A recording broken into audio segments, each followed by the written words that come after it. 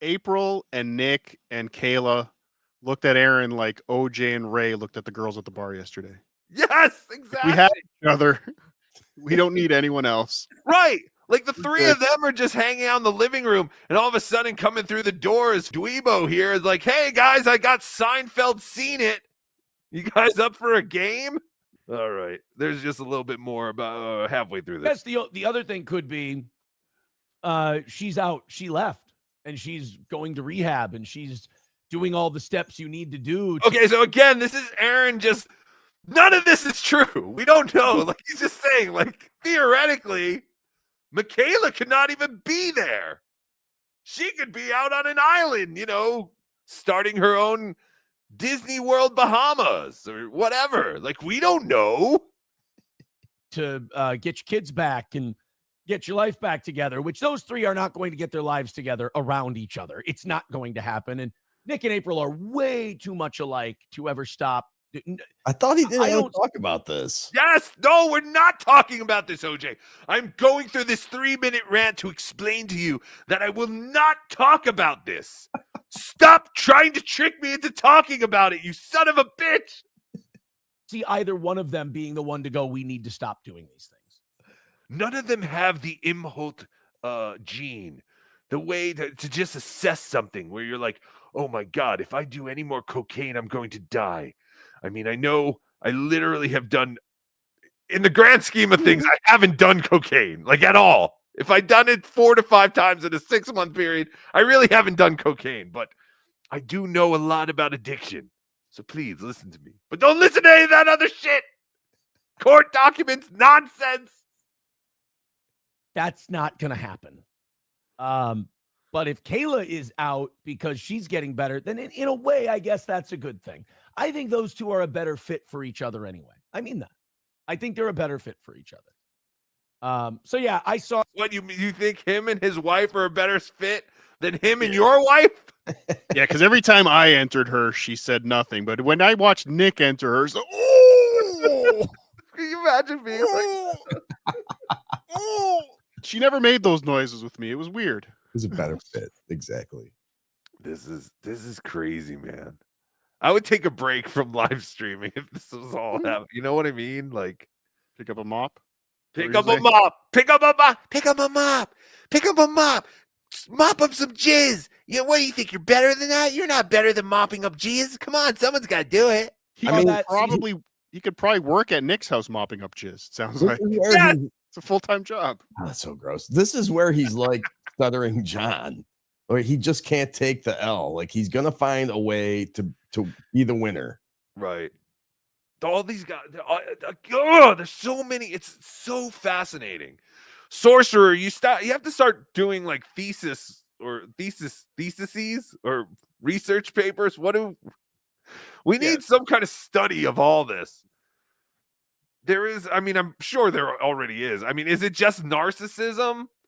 Like Mario Bosco, Aaron Imholte, Stuttering John, my new friend Chad Zumach. Like, is it all just like they're all like the same dude?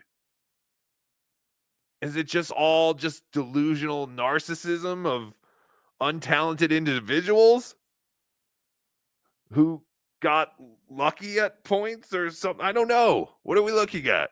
I still blame Carl. I do blame Carl. Yes, this is all Carl's fault. Lady K.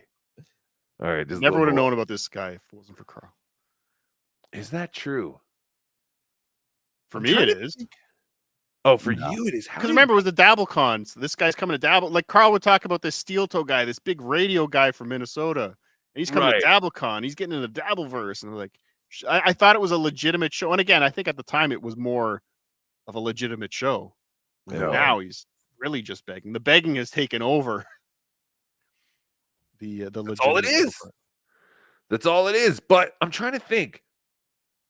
Because I remember Aaron reviewed my the video where I called Stuttering John like an economy, and it was like boom, and I was throwing those fireballs. It was like my 3rd video or something. And someone sent me a link that he was talking about it. And I was like, oh, that's kind of cool. Like this show's talking about my thing. But then he started to hook do stuff with, I guess, Kevin Dumb. And that's when I really started getting into steel toe because we were doing stuff with Kevin Dunn. Take that down, OJ. And then the falling out happened, and then Aaron kept saying, like, I think this Kevin Dunn guy is a real talent. He has a real future in broadcasting. I was like, all right, I'm done with this motherfucker. But from the very beginning, my first show, if you go back and watch, I'm like, I guess they do a okay show. It seems like he could put together like a Z Morning Zoo type thing, but I was like, I don't know. Did you guys see them begging for money? I said something like that. I was like, they talk about something called The Goal. I was so confused, and I was like, I don't know if I'm into that. But yeah, I guess that was my first introduction to them, was when he was talking about one of my videos. And then, yeah, I did learn that him and Carl were best friends. And then Carl stabbed him in the back buds recently, which, you know, made the whole Dabbleverse cry. But Carl has his reasons. These are different. A few other people have written to me and said, what do you think about this? What do you think about that? I just, you know, I'll say again, everybody gets their lives back together. That's, you know, better for children.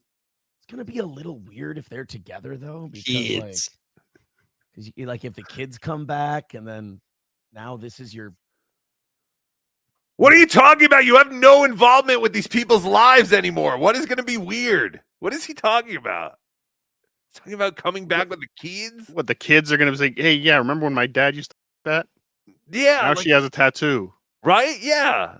What's But no, his kids will never see April again, you know, seemingly. Legal documents. This was the quickest and cleanest divorce I've ever seen in my life. Like, he literally was like, we're divorced. And then the next day it was like, she got all her shit and she's gone. Well, are they done?